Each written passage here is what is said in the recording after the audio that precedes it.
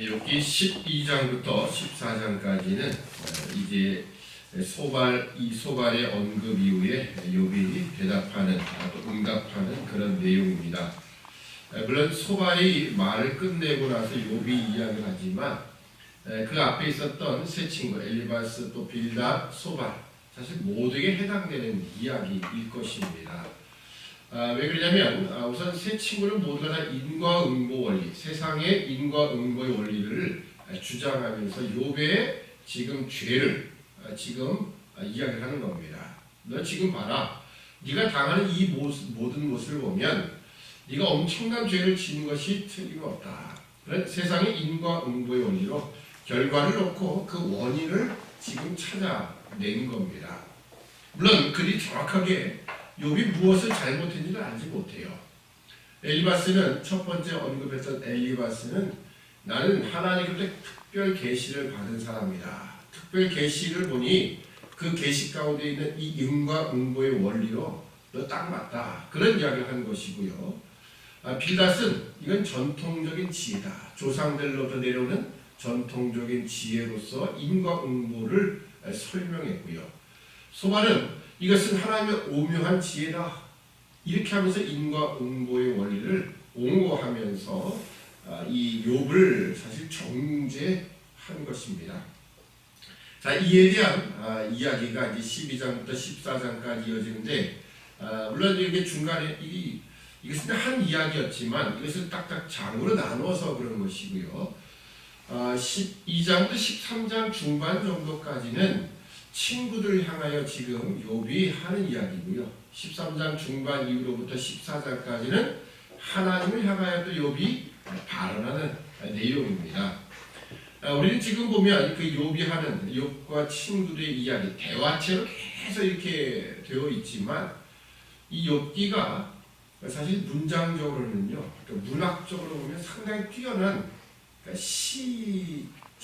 또 극시의 형태를 가지고 있는 이런 이 작품이랍니다. 저도 개역 성경만 거의 보고 있고 필요하면은 가끔가다 원어를 이렇게 단어 하나 찾아보는 그 정도지 히브리어 언어를 가지고 제가 이렇게 할 만한 그런 주제는 못 됩니다. 그냥 주석을 보면 이 욥기는 어떻게 분류가 되냐면 시가서로 분류가 되어 있습니다. 여러분 이 욥이 어느 시대 사람이라고 했습니까? 이 아브라함과 동시대 사람이라고 이렇게 추측을 합니다.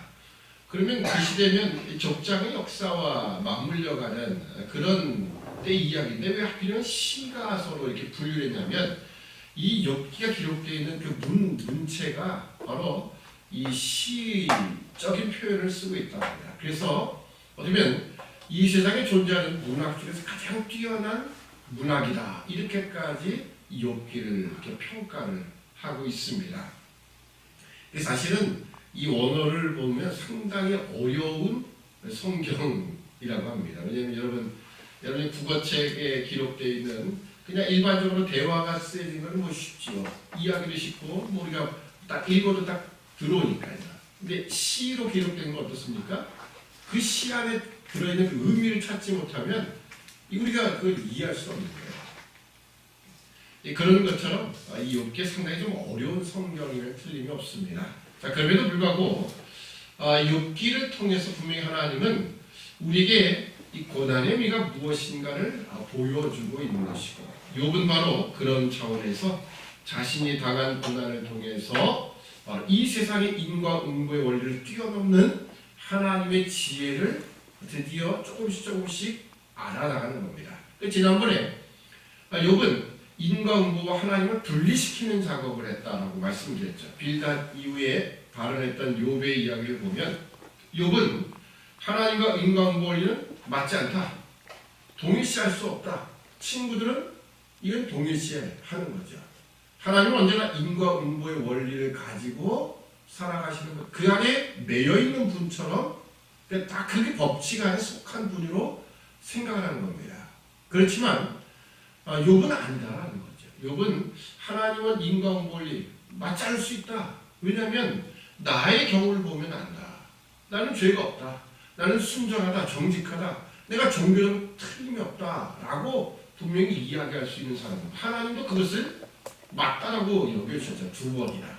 욥처럼 순전하고 정직하여 하나님을 경외한 여호와를 경외하는 자 이 세상에 그 누구도 없다. 봐라. 두 번이나 언급하셨던 그런 하나님이 칭찬했던 사람입니다. 그러니까 단순히 어떤 죄가 있는 건 아니에요. 욥도 자신이 그거를 무고함을 증명하는 애를 썼던 것은 압니다. 근데 그 사실이었거든요. 그러니까 인과 응보의 원리가 하나님은 아니다. 그걸 분리시켰고요. 드디어 이제 12장 이하로부터는 욥은 그것을 어렴풋이나마 깨닫고 고백하기 시작하는 겁니다. 야, 인과 응보의 원리를 뛰어넘는 하나님의 지혜가 있다. 왜냐하면 나를 보니까 그럴 수밖에 없다는 겁니다. 자, 이제 보면 12장과 13장의 17절까지는 이제 친구들에 대한 이야기를 한 친구들과 지금 대화하는 그런 내용입니다. 자, 2절을 보면 너희만 참으로 사람이로구나. 너희가 죽으면 지혜도 죽겠구나. 나도 너희같이 총명이 있어 너희만 못하지 아니하니 그 같은 일을 누가 알지 못하겠느냐. 이건 나도 인과 응보의 원리 다 안다. 그런 뜻입니다. 실제로 욥도 그런 원리 속에 살아갔지요. 인과 응보의 원리로 살아가는 겁니다. 그래서 나도 하나님 앞에 이런 모습을 가지고 이렇게 신앙생활하면 하나님이 나에게 복을 주실 것이다. 내가 혹시 조금 잘못하면 하나님은 나에게 재앙을 내리실 것. 그걸 다 알기 때문에 그런 원리 속에서 내가 딱 틀이 박혀 있었기 때문에 그렇게 살아가는 거예요. 자녀들이 생일잔치를 벌이면 혹시라도 범죄했을까봐 그래서 한 사람 매명 수마다 제사를 드려 주었던 하여튼 종교로 철저한 사람이었다는 거지요. 팀 켈러 목사님의 그 센터 처치라는 책에 보면 그 첫 번째 이야기가 복음이라는 이야기입니다. 이 복음에 관한 이야기를 하는데 여러분 복음 그러면 복음이 뭡니까? 자, 우리 성도들 많은 신자들한테 복음이 뭐냐라고 설명을 하려면요 반 이상 거의 한 3분의 1은 복음이 뭔지를 설명을 못한다고 합니다. 복음이 뭐겠습니까? 기쁜 소식이 아니에요. 아주 복된 소식입니다. 어떤 것이 복음의 소식이겠습니까? 죄악으로 멸망받아 죽을 우리 인생들이 하나님이 예수 그리스도를 보내셔서 그 십자가 구속으로 말미암아 이제 내가 죄로부터 완전히 사함받고 이제 하나님의 자녀가 되었다. 나에게 이제 뭐 천국 간다. 그게 결론적이에요. 나는 영원한 천국에서 주님과 더불어 산다. 이게 기쁜 소식 아닙니까? 이 세상의 그 어떤 것보다도 기쁜 복음입니다. 근데 이 복음을 우리가 참 잘못 이해할 때가 있다는 거예요. 그냥 예수를 처음 믿고 그리스도인이 되는 그때만 복음이고 실질적으로 우리의 신앙인의 삶 속에는 복음이라는 것이 계속 이어지거나 계속 재확인되고 있지는 않다는 거예요. 물론 제가 그 책을 보면서 이건 혹시라도 알미니안주의 생각은 있을 수도 있겠다. 왜냐하면 계속 십자가의 은혜 그 구속을 계속 되뇌어야 되는 그런 부분은 조금 아니라 라는 차원에서 제가 그런 생각을 했지만 복음이 뭔지 그분이 하는 이야기는 이런 부분이었어요. 이 세상에는 비종교와 종교와 복음이 있다라고 이야기하는 겁니다. 이분이 하는 그 주장은 비종교와 종교를 구분하기 위해서 복음이라는 말을 쓰고 있는 거예요. 그래서 단순히 처음에 예수 그리스도를 믿고 고백하여 이제 정말 기쁨의 소식이라고 하는 내가 예수를 소개받고 그래서 내가 그 예수로 말미암아 구원받았다. 그때 복음만이 아니라 실제 우리가 살아가는 모든 신앙생활을 할 때 이 복음의 모든 영향력을 이야기하는 겁니다. 어쩌면 장로교에서 말할 때는 그것을 성화라는 측면, 제가 말할 때 성화라는 측면을 이야기를 좀 했다면 이분은 복음으로 이야기를 하는 거예요. 근데 그 비교하는 부분이 이렇습니다. 비종교라고 하는 것은 하나님 거부하는 자들이죠. 하나님 거부하는 자들은 이미 틀린 거니까. 근데 실제로 기독교 안에 들어왔어도 실제로 비종교적인 사람이 있을 수 있다라는 거고요. 대부분의 사람은 종교적인 사람이다라고 하는 겁니다. 그 종교적인 사람이 뭐냐? 결국은 과거 1장과 2장에 있었던 욥기 1장과 2장에 있었던 욥의 모습과 같은 거예요. 종교적인. 내가 이런 행위를 통해서 하나님께로부터 받는 이런 것들. 인과 응보의 원리가 같지요. 내가 하나님 앞에 이렇게 충성하고 이렇게 봉사하면 그 무엇인가 주어진다. 보통 우리 한국교회 뭐라고 하니까 복이라고 얘기했죠. 신앙생활 잘하면 하나님 복 주실 것이다. 이렇게 생각을 하는 겁니다. 그 인과응보의 원리고요. 그리고 팀 켈러 목사님 말하는 종교인 겁니다. 근데 우리는 종교가 아니라 복음, 우리는 성화, 제가 말하는 대로 성화라는 이야기를 좀 하죠.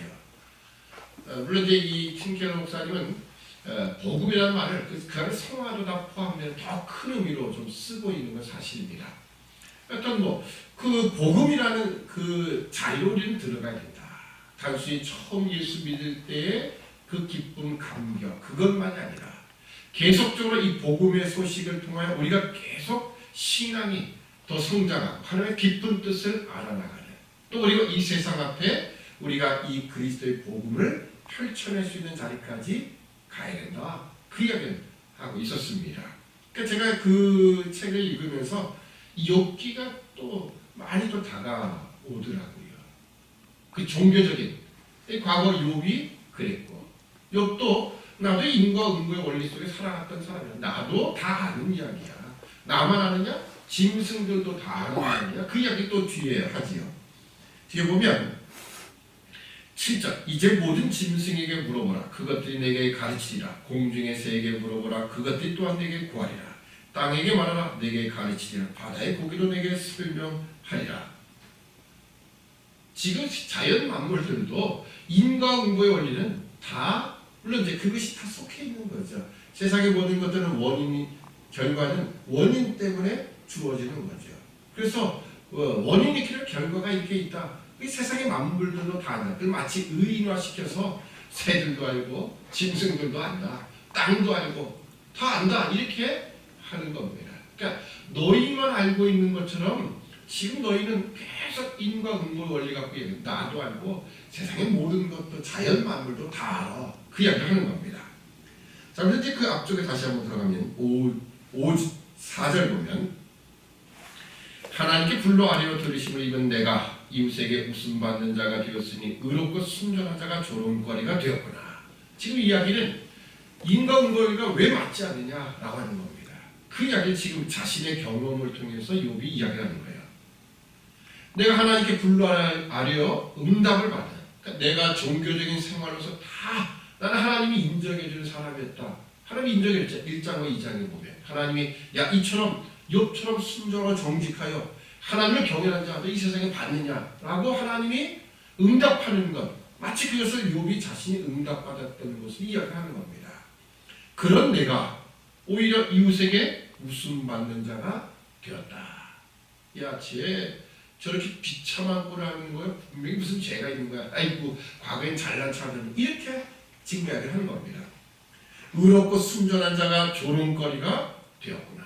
하나님께 응답하심을 받고 내가 종교적인 모든 일로 응답을 받으며 그리고 스스로도 나는 의롭다 순전하다라고 아니 하나님이 인정하는 자리에 있었지만 이젠 조롱거리가 된 것을 보면 이건 뭔가 인과응보의 원리는 뭔가 문제가 있다라는 것을 제기를 하는 겁니다. 자, 이제 5절을 보면 평안한 자의 마음은 재앙을 멸시하나 재앙이 실족한 자를 기다리는구나. 이 평안한 자가 여기 평안한 자의 마음은 재앙을 멸시한다라는 것은 이 평안한 자는 지금 친구들을 가리키는 겁니다. 친구들이 자신이 지금 재앙을 받고 있지 않고 평안한 자리에 있으니까 지금 재앙을 받고 있는 이 욥을 볼 때 아이고 자기는 평안한 자리에 있으니까 그냥 지금 함부로 이야기하는 거죠. 인과응보 원리를 통해서 너 봐라 너 죄가 있으니까 이렇게 이런 꼴을 당하지 그러겠느냐? 그래서 재앙을 멸시하고 있는 겁니다. 그러나 결국 재앙이 실족한 자를 기다려 결국 너희에게도 언젠가 그런 재앙이 닥칠 수 있어 그런 이야기를 하고 있는 거죠. 인과응보의 원리 말한다면 너 지금 재앙이 너희를 기다리고 있어. 왜냐하면 아무런 죄가 없는 욥을 정죄하고 있으니까요. 그래서 아까 했던 이야기 넘어가서 이제 6절 보면 강도의 장막은 형통하고 하나님을 진노케 한 자가 평안하니 하나님이 그 손에 후히 주시니라. 그러니까 자신의 경우 봐도 강도의 장막이 형통한 법이 있죠. 여러분 세상에 악한 자가 더 세상적으로 잘 사는 일이 있습니다. 그런 걸 볼 때 인과응보의 원리는 맞지 않는 거죠. 하나님을 진노케 하는 자, 종교적으로도 하나님을 진노케 하는 자도 너무 평안하게 살아가는 거예요. 이 모든 것을 뭐라고 하냐면 하나님이 그 손에 후히 주심이다라고 이야기를 합니다. 그래서 드디어 욥은요, 하나님의 손이라는 언급을 하면서 이건 하나님이 하시는 일이야 라고 하는 거죠. 형통이든 재앙이든 그건 하나님의 주권에 있다는 것을 지금 그 고백을 하기 시작하는 겁니다. 그러니까 과거에는 욥도 인과응보 원리 속에 딱 갇혀있던 사람이에요. 그래서 내가 이렇게 하나님 앞에 드리면 하나님은 반드시 이렇게 주실 것이다. 그런 생각 속에 살아가던 사람. 팀 켈러 목사님 말하자면 종교적인 사람이었던 것이죠. 근데 드디어 내가 당한 이 일을 보니까 전혀 그게 맞지 않다. 맞지 않을 수 있다. 결국 하나님은 그 주권, 하나님의 손이 그 주권대로 결정하시고 뜻을 세우시고 결정하셔서 행하시는 분이다 라고 하는 겁니다. 그래서 저 뒤 잠깐 넘어가 보면요. 자, 13절 이하에 지혜와 권능이 하나님께 있고 모략과 명철도 그에게 속하였으니 그가 허르신즉 다시 세울 수 없고 사람을 가두신즉 놓이지 못하느니라. 그가 물을 그치게 하신즉 곧 마르고 물을 내신즉 곧 땅을 뒤진다니 능력과 지혜가 그에게 있고 속은 자와 속이는 자가 다 그에게 속하였으므로. 근데 지금 이 세상 모든 만물 자연의 이치 속에도 하나님의 손길이 있는 거예요. 하나님이 그렇게 움직이시면 자연은 그렇게 움직이게 돼 있습니다. 우리가 코로나19 바이러스 하나님이 이걸 움직이시는 거예요. 태풍 하나님이 그 손길이 그렇게 일으키시는 겁니다. 그러니까 우리가 그 모든 자연 만물 속에 자연의 이치, 자연의 모든 환경 속에 하나님이 그 손으로 모든 걸 주장하신다. 자, 그 다음에 봅니다. 17절 모사를 벌거벗게 끌어가시며. 여러분 모사는요 이 모든 지략을 다 동원할 수 있는 가장 뛰어난 이 지혜가 아닙니다. 근데 그 모사를 벌거벗게 끌어가셨다.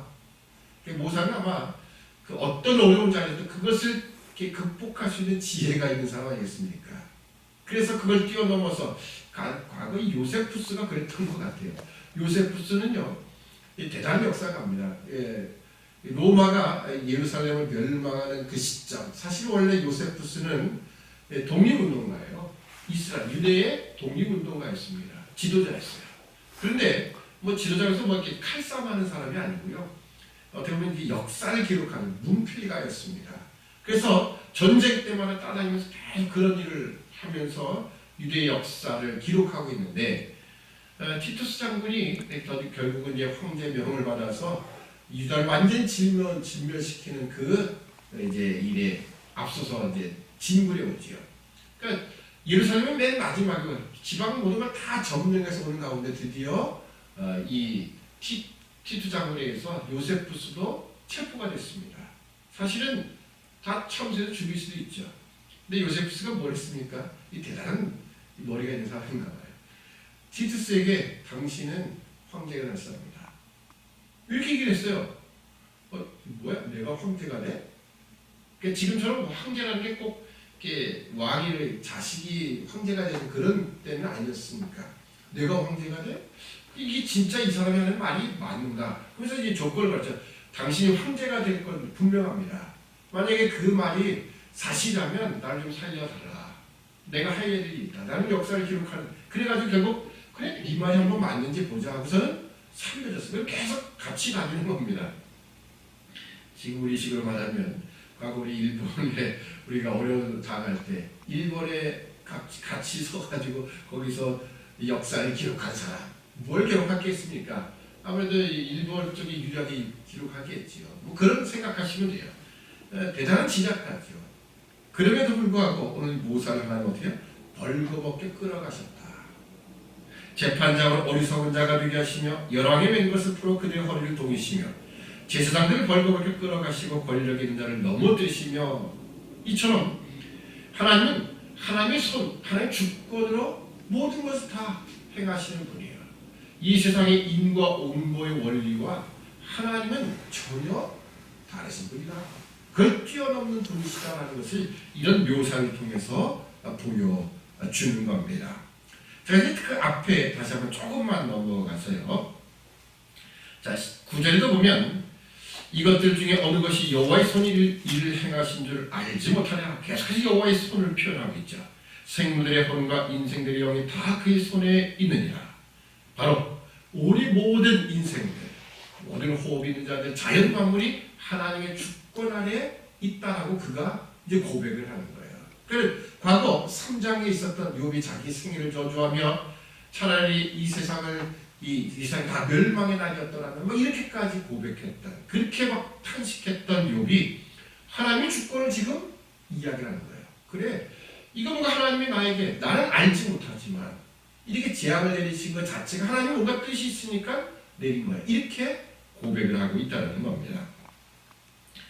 자, 그래서 이제 그 11절, 입이 식물의 맛을 변별함 같이 귀가 말을 분별하지 아니하느냐. 그렇죠? 입이 그 식물에 이거 짜다 달다 다 우리가 분별하지 않습니까? 이런 것처럼 세상의 모든 것에는 다 그 결과를 보고 다 이거 뭐 때문에 왜 소금이 많이 갔어, 이렇게 딱 분별할 수 있다는 겁니다. 늙은 자에게는 지혜가 있고 장수한 자에게는 명철이 있느냐. 왜 이 말을 갑자기 썼냐면요, 앞에 사실 친구들이 이런 말을 했죠. 야, 내가 지금 나이가 엘리바스가 자기 나이를 가지고 내가 경험한 것을 가지고 인과응보 원리가 맞다라고 이야기를 하는 거였거든요. 그런 것처럼 늙은 자에게, 장수하는 자에게 지혜와 명철이 있다. 사실은 일반적인, 그들이 말했던 이야기고 일반적인 원리죠. 우리도 연세가 많이 드신 분은 세상의 많은 것들을 경험했기 때문에 젊은 자보다 항상 지식이 지혜가 있는 거예요. 그래서 항상 노인들에 가서 물어봐라, 그런 말이 성경에 있는 겁니다. 그런 것처럼, 그렇다면 이 세상에도 그렇다면 여러분, 이 세상 그러니까 가장 나이가 많으신 분이 누구겠습니까? 당연히 하나님이시죠. 하나님보다 더, 하나님이 영원하신 분이니까요. 그러니까 이 세상에서 말하는 나이로 장수라는 개념만 갖고 이야기해도 하나님의 지혜는 그 누구도 따라갈 수 없는 거예요. 근데 이 세 친구는 뭐라고 합니까? 하나님과 인간을 똑같이 동일시하고 마치 자신들의 지혜가 대단한 것처럼 착각을 하는 거죠. 그러니까 욥이 그런 이야기를 하는 겁니다. 그래서 하나님의 주권을 강조하는 거죠. 마지막 뒷부분 넘어가셔서 아까 제가 읽었던 그 다음을 보시면요, 20절, 충성된 자의 말을 없이 하시며 늙은 자의 지식을 빼앗으시며 방백들에게 멸시를 쏟으시며 강한 자의 띠를 부시며 어두운 가운데서 은밀한 것을 드러내시며 죽음의 그들을 광명한 대로 나오게 하시며 만국을 커지게도 하시고 다시 멸하게도 하시며 열고로 광대하게도 하시고 다시 사로잡히게도 하시며 만민의 두목들의 총명을 빼앗으시고 그들을 길없는 거친 데로 유리하게 하시며 빛없이 캄캄한 데를 더듬게 하시며 취한 사람같이 비틀거리게 하시느니라. 이것이 모두 하나님의 손이다, 하나님의 주권이다 라는 거예요. 그러니까 지금 욥이 이런 이야기를 하는 것 자체를 우리가 생각해야 되는 겁니다. 욥은 지금 하나님은 인과응보 원리가 아니라 그걸 뛰어넘는 분이다. 하나님의 지혜는 그 인과응보 원리를 뛰어넘고 있다. 나는 정확하게 뭔지는 모르지만 드디어 욥이 이런 이야기를 친구들과 대화 속에서 갖게 되는 거예요. 그러니까 친구들이 물론 등장은 욥을 자꾸 긁어놓는, 욥의 잘못이 뭔지도 모르면서 계속 죄인이라고 정죄하는 자리에 있지만 이런 대화를 통해서 욥은 무엇을 지금 하나씩 깨닫는 겁니까? 야, 나도 과거에 인과응보 원리에 속했던 사람인데, 나도 그걸 다 알고 그 속에 살았던 사람인데 하나님은 그 인과응보 원리를 우리를 통치하시는 분이라 생각했는데 아니구나.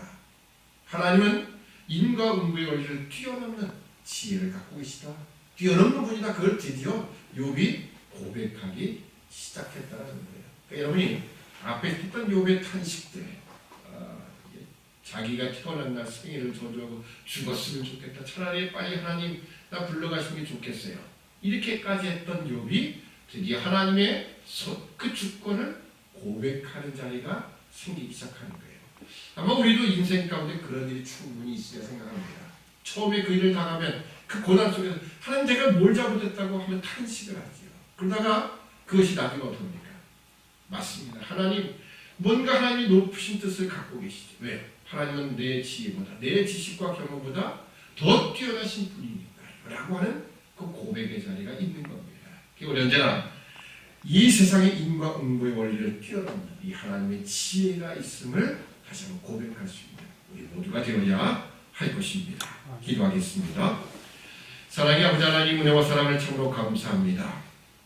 오늘 인간이 가지고 있는 인과응보의 원리, 우리 신앙인들까지도 이 종교적인 이 생각 속에서 벗어나지 못한 채 하나님은 인과응보의 원리로 똑같이 동일시하는 이런 우를 범하고 있지는 않습니까? 우리는 이제 이욥기를 통하여서, 욥의 고백을 통하여서 인간의 지혜와 인간의 경험, 이 세상의 인과응보의 원리 뛰어넘는 하나님의 지혜를 우리가 하나씩 하나씩 발견해 나가는 우리 모든 하나님의 백성들 되도록 도와주옵소서. 감사하오며 예수님의 이름으로 기도합니다. 아멘.